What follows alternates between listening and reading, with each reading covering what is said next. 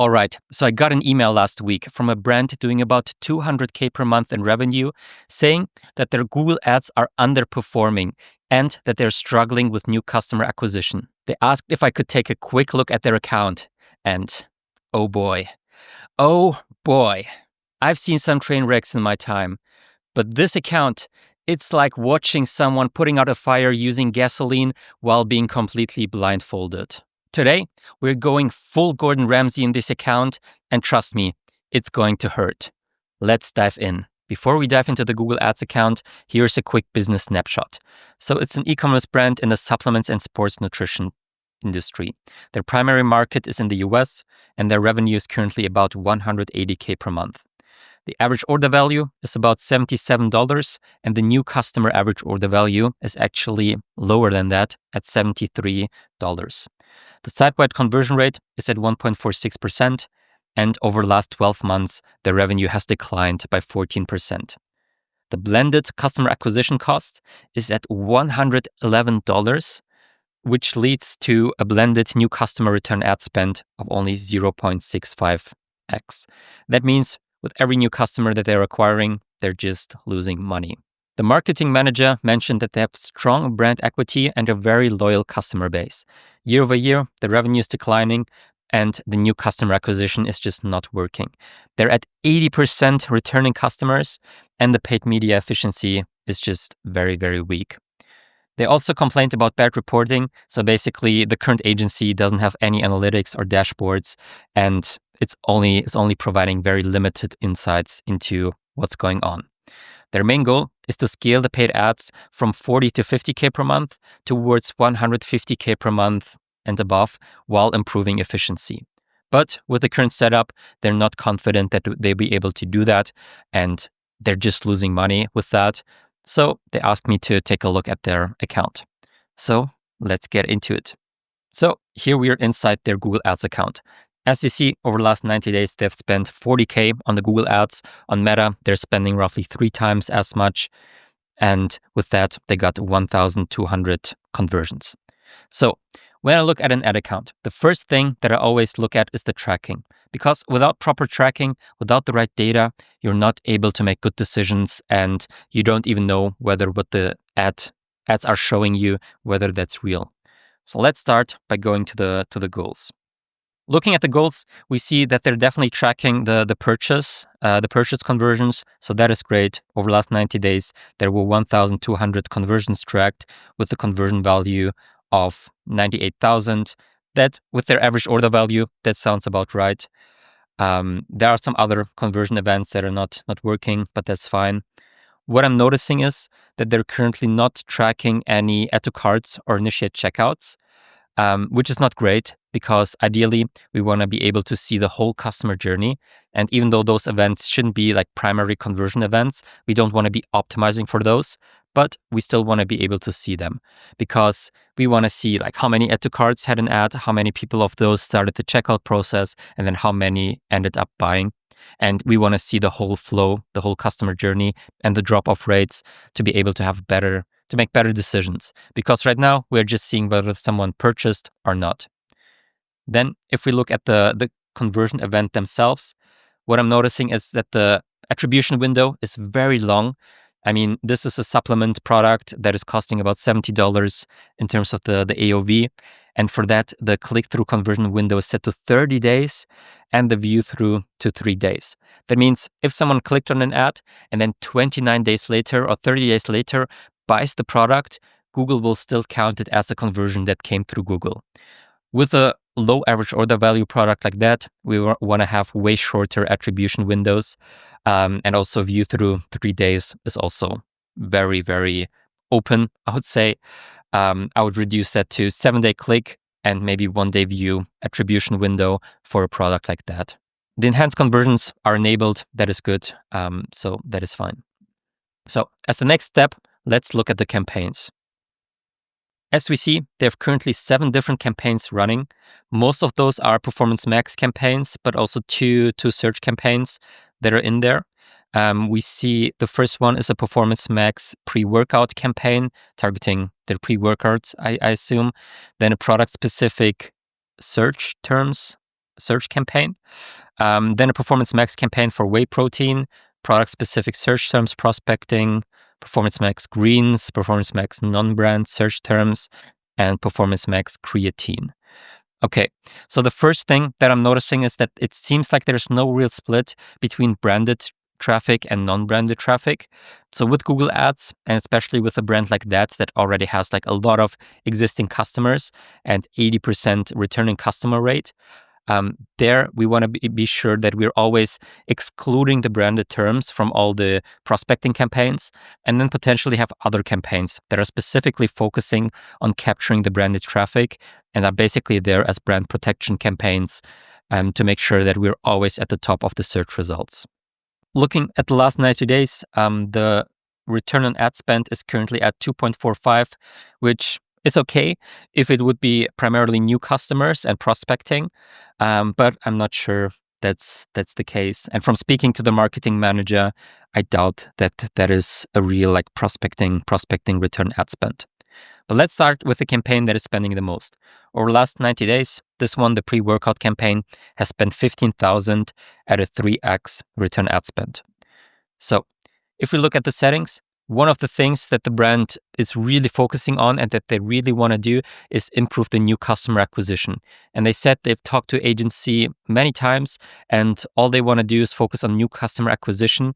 And it seems like it doesn't make a difference. Like the new customer acquisition cost is still very high. They're not getting that many new customers, and it looks like the ads are mostly just reacquiring existing customers. So let's look at how the settings are set on the campaign. So we see that it's maximize conversion value with a target return ad spend of 100%. It's set for bid equally for new and existing customers. So that is definitely a big issue for a brand like that, since they mentioned that they want to primarily target new customers and they want to be more aggressive on new customer acquisition. This option, in my opinion, it should generally be almost always turned on. You can basically select that Google can spend more and bid higher for new customers. And you can select how aggressive that should be.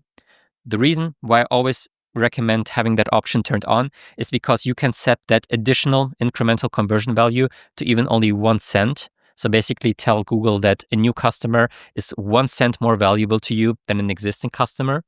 And the reason why you should do that is because then you'll have the breakdown in the reporting, and Google will be able to show you how many new customers versus how many returning and unknown customers you had.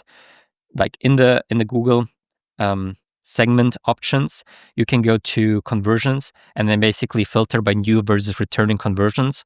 But right now, since the option is turned off, it basically just shows unknown conversions for most of them.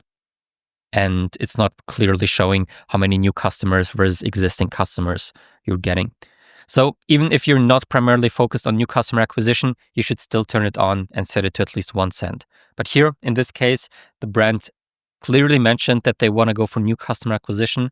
So we want to turn that option on and potentially even go with only bid for new customers if we really want to exclude all the existing customers. Then moving forward for the locations, it's set to United States. That is good. Also only presence. That's great. And then the next big issue that I'm immediately seeing is that they don't have any brand exclusions. So here you can basically tell Google that your brand term shouldn't be included in the Performance Max campaign. And that means if someone is searching for your brand name specifically, Google will not show the ad. Because right now, how this campaign is set up, it can show up if people just search for the brand name. And that will obviously massively inflate the conversion numbers, because people searching for your brand name are already familiar with the brand, maybe already existing customers, have already seen your stuff before, and chances that they will buy are way higher.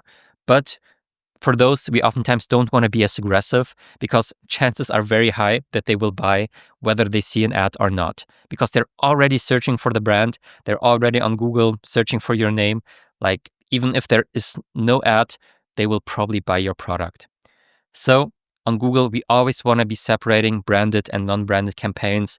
And with this, since it's primarily meant to be a prospecting campaign, the Performance Max campaign, we would want to exclude the brand list. So if I go into that campaign, I see that there are currently 2 asset groups, one just for pre-workout, one for pre-workout plus competitors. It looks like the asset groups are exactly the same. They're using the same headlines, the same images, the same descriptions, and the ad strength is also only average. So it's not properly set up. And one of them has also some kind of policy violation.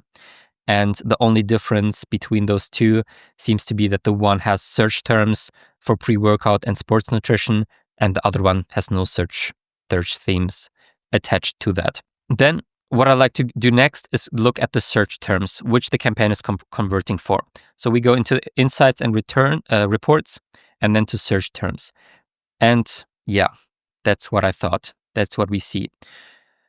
We see that basically most of the conversions that the campaign is currently getting are coming from branded search terms. So people searching for the brand name, searching for like the exact name of the brand with the product in there or not, and that is where all of the conversions are coming from.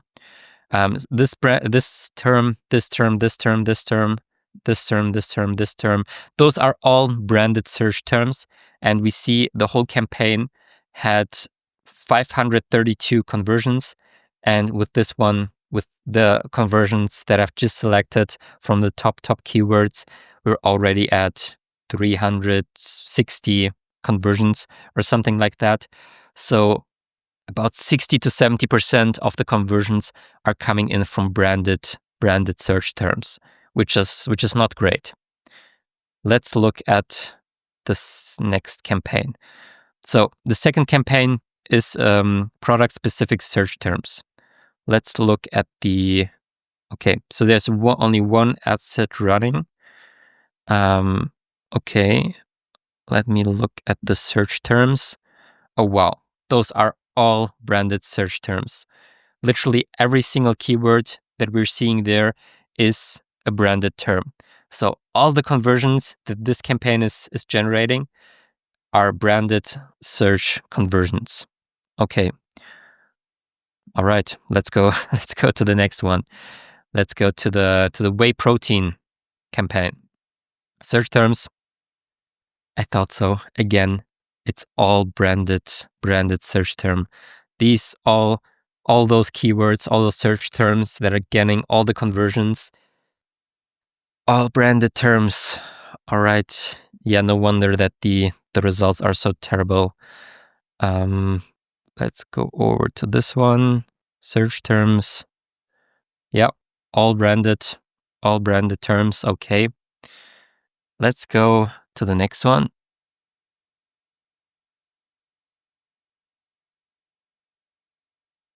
Again, all branded.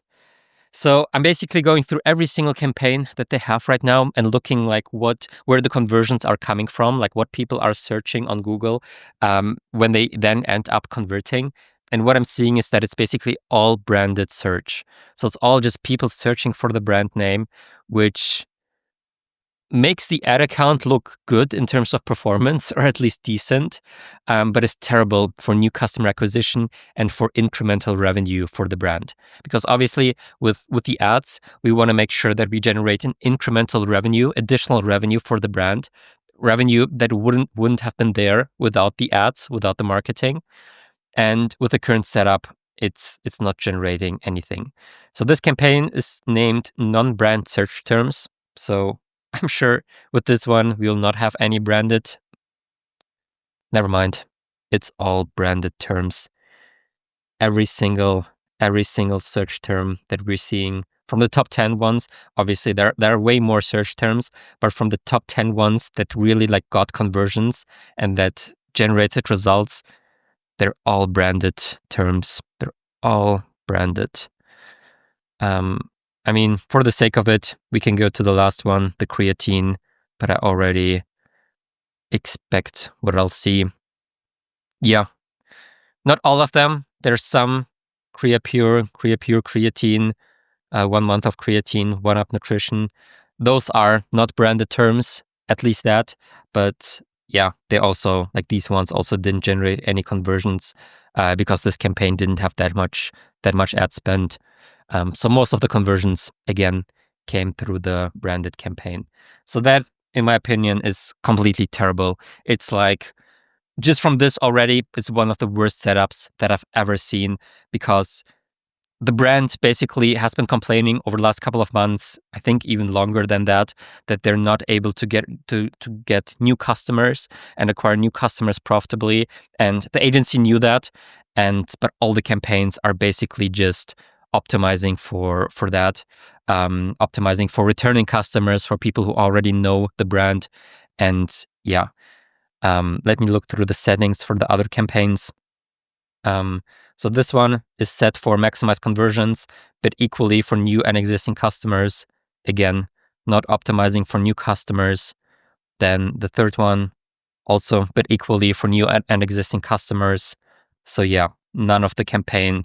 Oh, there we had at least a brand exclusion. Oh, here, at least they added the brand exclusion. Looks like they added it recently, because on the search terms, it's still converting for a lot of branded terms. At least here it's in there now. Looking at the greens campaign, again, maximize conversion value, but equally for new and existing customers. Okay. Then another thing that always has to be checked is the product selection. So with the Performance Max campaigns, it's obviously using like Google search, display, shopping, YouTube, like all the different placements that Google has to offer.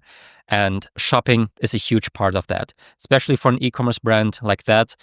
Shopping will make a huge percentage of the ad spend and of the results. So let's look at the product selection. So this is the pre-workout campaign. So ideally, under products, we should see the pre-workout products. And we're not seeing the pre-workout. We're also seeing the pre-workout, but we're also seeing other products. So it looks like they just have selected all the products on all the campaigns. So the top performing product on the pre-workout campaign is actually the electrolyte powder, followed by the creatine, and then the pre-workout product. So if you split up the campaigns like this, where you split it up based on campaign product type, product category, so pre-workout, whey, greens, and creatine, then you have to make sure that in the merchant center, you also select those products. And you also, like that in the whey protein campaign, you select the products which are a whey protein, because that way the whole campaign is aligned. And yeah, but here we see in the whey protein campaign, the best performing product is the creatine, followed by the electrolyte powder, followed by the pre-workout, and only then we have one whey protein that is there. And yeah, it's not getting the majority of the spend. It's actually getting decent performance. It has like one of the highest return ad spends from those products. So yeah, if they would be actively advertising the whey protein with the whey protein campaign, the results would probably be better. Another thing that I always like to check, and that is just like a very, very quick thing to look at, are the recommendations from Google. And to be clear, they're not always good. I don't always recommend to just apply all the recommendations. Sometimes they're not the best, but oftentimes they give you good direction and see what can be improved in terms of the setup. So here we see one is optimize budgets. Okay, bit more efficiently with maximize conversion value. That's all okay. Set a target CPA to capture upcoming traffic increase. Those are all fine. Get more conversions by adding or improving your assets. I've already seen on the asset groups, they don't have much. They don't use many different creators, many different assets.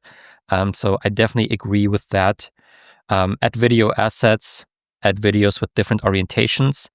Add products to your Performance Max campaigns. Improve your responsive search ads. Yeah, it's not giving me that much. Okay, so let's look at the products in general, how they're set up on the account. So those look quite good in terms of titles and descriptions. Obviously, with the shopping campaigns taking a huge portion of the ad spend and of the results of e-commerce brands, we have to make sure that the product titles and the descriptions are as optimized as possible, because that's just basically the whole ad. Like with other ads, with meta ads and with display ads, you have the creative, you have the you have the image, video, you have the headline, you have the description, and with the shopping ads, you just have the product image and the title. And you have to make sure that it's as optimized as possible. Here, it looks decent. It has the good title. It has some of the descriptions, the brands, the category. Yeah, it's missing the GTIN number, which would be good, and you can add some custom labels for like better segmentation and better data. But the rest it looks fine. This agency has been working with them for multiple years, so this is not something recent. This has been going on for quite a while. Yeah. So looking at this month as a whole comparison to same time last year, we actually see that the ad spend remained roughly the same. They spent this month so far, they spent exactly the same as they were spending at the same time last year, which makes sense. If the advertising is not efficient at all, you obviously don't want to scale it. You don't want to increase it. At the same time, the cost per click increased by 200%. So yeah, way more, like the cost per click is way higher. Conversions went down 30%, and with that, the return ad spend dropped 18%. Yeah, so that makes sense. I mean, with the setup that the way it's currently at, it's not getting the brand great results, and it's not a setup that makes sense to scale and that is able to get the brand the results that they want. So it was great that they reached out to me and asked me to take a look at the account. Because there are a lot of things going wrong. And I could go way deeper than that, going into the individual keywords, into the individual ads, how the headlines, how the descriptions are structured. They basically don't do any experiments, no split testing at all, no A/B testing. They make almost no optimizations to the account. I mean, we can look at the change history of this month so far. We're almost at the end of the month, and we see there were quite a lot of auto apply recommendations that were like, automations, like recommendations by Google that were automatically applied. But apart from that, there were no single change from the current agency, and they didn't do anything on the account. So it's a mess. It's a mess. So to summarize, the most important takeaways and the most important things that need to be implemented to get significantly better results right away is the add to carts, initiate checkouts events are currently not tracked. It's not something that will make a complete night and day difference, but it's very, very important for additional insights and reporting. The attribution window is set to 30 days click and 3-day view. Crazy long for a $77 AOV product. And even with that, it's still underperforming. The Performance Max campaigns are spending primarily on branded search queries. So the return ad spend is really inflated without any real incremental lift to the brand. The dynamic search and the search campaigns in general also have branded terms in there. Very, very limited to almost non-existent non-brand coverage for the individual product categories. The new versus returning customers are not properly configured. Some of the landing pages are auto-selected, I've seen, which leads the customers to just weird landing pages. The product feed could be improved. Like the titles and descriptions are not bad, but they're missing some custom labels. And it's all just throttling the Performance Max quality. This all leads to the Google Ads campaigns claiming revenue that the brand would have already gotten. And with that, it just starts the true acquisition and block scale. So they're not able to acquire new customers with the current Google Ads setup. That leads to them just having to rely on those 80% of returning customers. And that's also why the brand has not been able to grow year over year. So to fix that, they need to split the brand versus the non-brand campaigns completely, to basically have clear reporting on what kind of return ad spend the branded campaigns are getting. Because with those, like, potentially we still want to keep those running, but it's easy to get like a 10x return ad spend on branded campaigns, and it's nothing that the agency should take a lot of credit for. Whereas with the prospecting, with the new customer acquisition campaigns, we're shooting for completely different targets. And in the reporting, in the measuring, in the optimization, those should always be completely split. The non-brand campaigns will have to be completely rebuilt based on product family and use case. The keywords have to be way tighter than what they are right now, and they have to have specific ad groups and specific landing pages. Because if someone is searching for a pre-workout, we want to make sure that the ad, the headline, the description is all talking about especially what the person searched for, and then also that we send them to a landing page that is exactly what they're searching for. Like, having that congruency from one step to the next just massively increases the conversion rates. The merchant center should be as enriched as possible, because with a brand like that, the shopping campaigns will make probably 30 to 40% of the overall results on the Google Ads account, maybe even more. So we want to make sure that the product types are there, the custom labels are there, and then we can deploy like real performance max campaigns with per category, also with obviously excluded brand terms. And then just make sure that everything is optimized for new customer acquisition. And we really measure the real contribution for that brand and the real results for that brand. That was definitely one of the worst setups that I've seen in a long while, and it makes sense that the brand was not able to grow, not able to scale with the current setup, and the agency is just outright scamming them. They're telling them they're trying to optimize for new customer acquisition. They're not telling them that it's all like branded terms, and they're not actually doing anything on the account. Like, we've seen it in the history of the account. They're not doing anything and still just charging money for that. It's a scam. So great thing that the brand reached out to us. Great thing that I'll walk them through all of that and show them how to get the right results and be able to scale. I hope that was valuable to you. Let me know if you have any questions or if I should dive deeper into something specific. Bye.